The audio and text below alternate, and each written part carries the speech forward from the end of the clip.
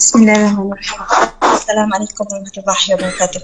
Okey, biasanya saya tak pernah ni menjawab apa-apa waktu malam ni, tapi sebab bila dengar tadi baru lepas daripada grup sendiri untuk pasal swab test tadi tu. So ni nak jawab beberapa soalan yang mungkin di luar bidang pengetahuan publik tapi di dalam bidang pengetahuan Dr. A. So pertama tentang kajian tentang vaksin, sebab Dr. A pun further study untuk master PhD dekat Cyberjaya University. So untuk kajian tentang vaksin ni memang tak boleh, seolah-olah macam vaksin ni dah kebal, so jangan nak buat kajian lagi. Sebab Dr. A minta untuk buat research, Dr. A untuk research on vaksin, tapi tidak dibenarkan oleh supervisor. So kena full stop kat situ. So kena faham bahawa vaksin ni kita tak boleh buat kajian. So kena fahamlah kenapa tak boleh buat kajian. Mesti ada something kan, sebab setiap yang manusia hasilkan tak akan perfect. So dia mungkin benar pada 5 tahun dahulu, tapi bila semua situasi dah berubah, dia mungkin akan berlaku sesuatu yang kena buat something yang baru. Tapi untuk vaksin memang tak boleh. Dan yang kedua, tak adakah kajian tentang ubat-ubatan natural ataupun makanan sunnah seperti habatus sauda, madu. Sebenarnya kajian-kajian ni kalau kita tengok daripada ilmu yang Dr. A ada sedikit dah kita share, dah lama dah dekat overseas, mereka yang mengambilkan makanan sunnah kita dan mereka yang buat research. So mereka dah ada hasil-hasil kajian. In fact untuk situasi virus sekarang ni pun memang ada banyak research untuk memberitahu bahawa ada alternatif untuk merawat virus ini. Seperti contohnya seorang doktor di India yang pernah membuat presentation dalam di Geneva, yang mana dia buat presentation juga kepada WHO untuk memberitahu bahawa perubatan daripada Ayurveda dan Siddha medicine sudah terbukti boleh merawat virus-virus yang lebih tinggi range daripada virus yang sekarang ni pun. Tapi selepas itu kes yang evidence dia tu tak diwawarkan, jadi diam sampai situ saja.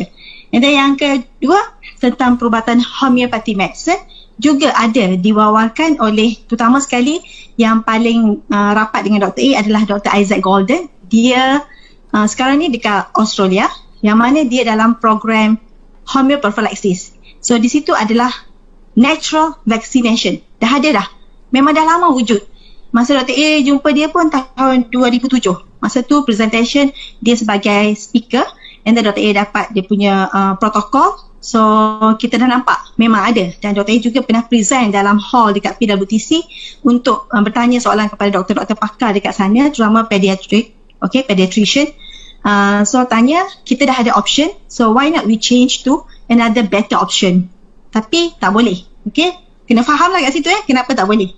So yang ketiga tentang di China, Wuhan, masa berlaku the first time outbreak tentang coronavirus ni, so mereka menghantarkan botol-botol kosong ke mana? Ke Natural Center of Beijing. Di Beijing hantar botol-botol kosong untuk diisi dengan essential oil medicine, which mean mereka juga menggunakan cara ini. Essential oil medicine ada research ni. So essential oil medicine sebagai satu cara untuk mereka merawat pesakit-pesakit dan juga sebagai preventive medicine. Ada, research pun ada. Yang keempat tentang acupuncture medicine. So acupuncture medicine, Dr. A study juga acupuncture. Dr. A pun sebagai acupuncturist. So ramai pesakit yang sebenarnya dapat manfaat, dan ada research juga tentang meridian point and ashi point yang boleh boost as a immunity booster, yang boleh boostkan immune system badan untuk melawan banyak lagi virus-virus yang lebih ganas. So ada. And then Ayurveda medicine memang popular dekat India, malah digunakan di serata dunia sekarang ni.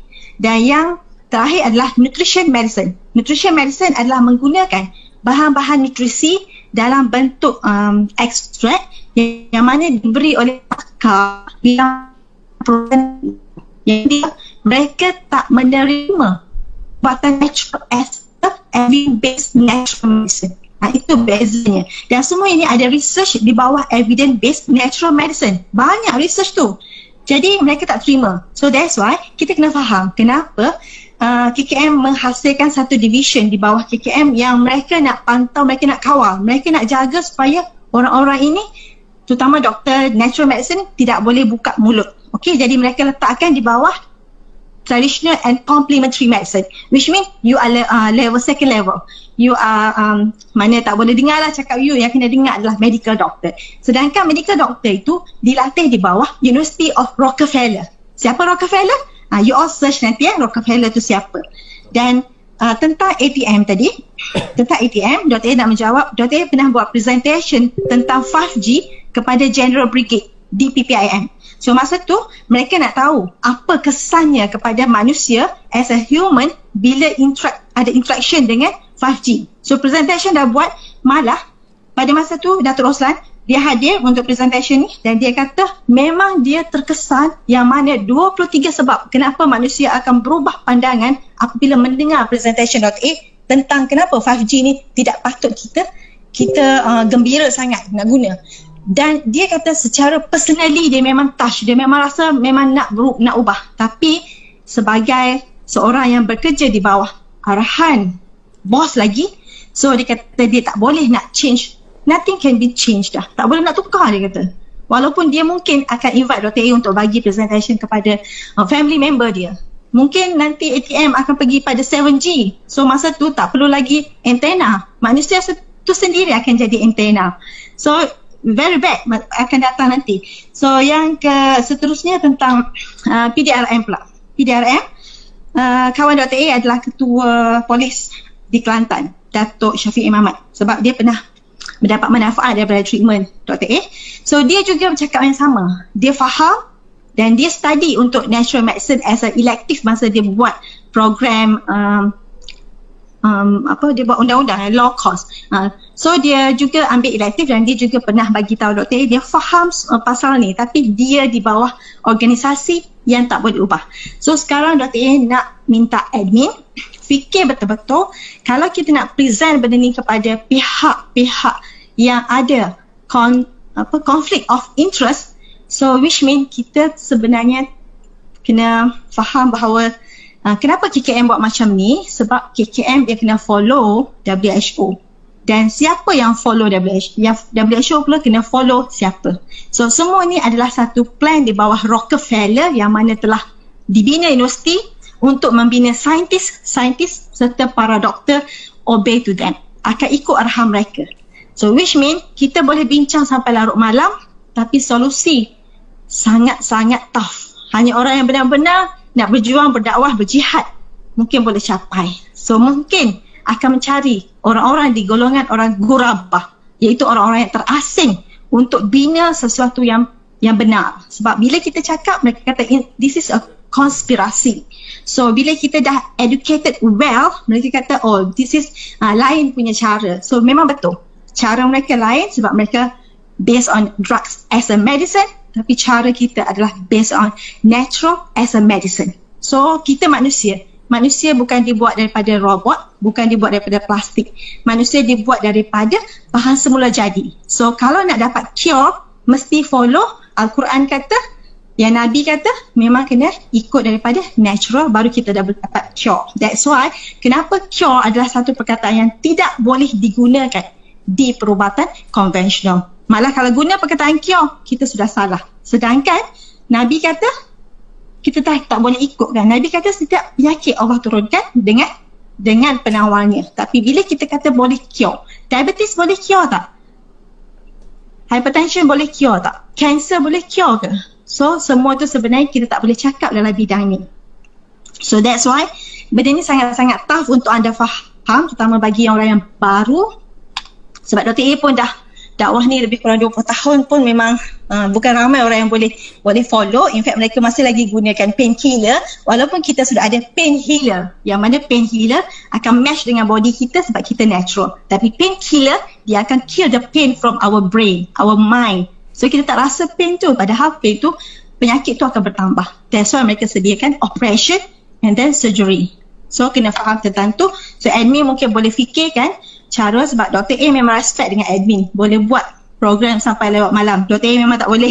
So ni kali pertama Dr. A bercakap sampai pukul 1:30 malam ni. Tapi sebab apa? Sebab terpanggil untuk memberitahu tentang this is the reality. Yang mana kita berada dalam dunia sekarang. Itulah yang Nabi sangat sedih sebab 73 golongan hanya satu golongan yang masuk syurga. Ini adalah tentang akidah. Kita nak percaya tentang apa. And then last point adalah tentang sanitizer. So melalui research, Dr. A bercakap sanitizer yang mengandungi 70% alkohol sahaja diterima oleh WHO. Which mean WHO terima, mesti KKM terima. So KKM terima, bahagian farmasis akan luluskan untuk dapat lesen ataupun dapat number MAL. So once you dapat MAL, baru you boleh jual produk tu seluruh selata dunia lah kalau boleh mampu kan.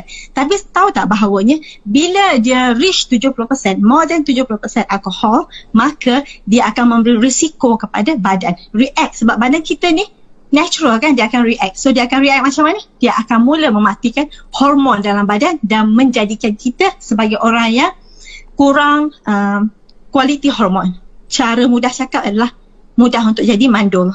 So this is very tough. So Dr. harap perkongsian ini tidak sia-sia. Admin boleh fikirkan sebab Dr. percaya kepada admin. Dan admin pun tak jauh daripada rumah sihat Dr. A. Dr. A dekat sini. Boleh nampak puncak Bistari di sana.